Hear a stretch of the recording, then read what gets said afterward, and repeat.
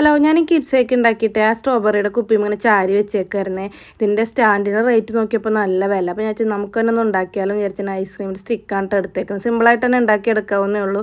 നമുക്ക് അധികം ചിലവൊന്നും വരില്ല കേട്ടോ. അപ്പോൾ ഞാൻ ഈ വീഡിയോയിൽ കാണിക്കുന്ന പോലെ ആദ്യം നടുക്കിലൊന്നും വെച്ചതിന് ശേഷം രണ്ട് സൈഡിൽ ഇങ്ങനെ ഓരോന്ന് വെക്കുക. പിന്നെ ഒരു കഷ്ണം എടുത്തിട്ട് അതിന് മുകളിൽ മൂന്നും കൂടെ ജോയിൻ ചെയ്തിട്ട് ഒട്ടിക്കുക. ഉണങ്ങിയതിന് ശേഷം മാത്രം തിരിച്ചിട്ടിട്ട് പിന്നെ നടുക്കിൽ ഇങ്ങനെ ഒരു ഒട്ടിക്കുന്നുണ്ട്. ഞാൻ ഒരെണ്ണം അല്ല കേട്ടോ, അങ്ങനെ ഇത്തിരി കനത്തിലിരിക്കാൻ വേണ്ടിയിട്ട്, അതിന് ഇത്തിരി സ്റ്റഡി ആയിട്ട് ഇരിക്കാൻ വേണ്ടി രണ്ടെണ്ണം വെച്ചിട്ട് എല്ലാത്തുമ്മലും ഒട്ടിക്കുന്നുണ്ട്.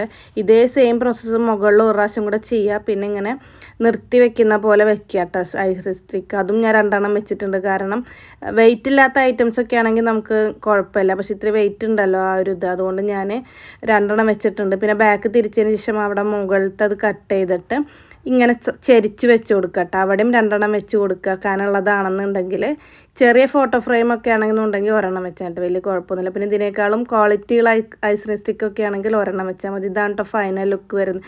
എനിക്ക് ഒട്ടും പ്രതീക്ഷ ഉണ്ടായിരുന്നില്ല അതും ഇരിക്കുന്നുള്ളത്, കാരണം വെയിറ്റ് ഉണ്ടല്ലോ. പക്ഷേ അടിപൊളിയായിട്ട് തന്നെ ഇരുന്നിട്ടുണ്ട് കേട്ടോ. അപ്പോൾ എനിക്ക് ഒരുപാട് ഇഷ്ടമായി. നിങ്ങൾക്ക് ഇഷ്ടമായി ഒന്ന് കമൻറ്റ് ചെയ്ത് പറയണം.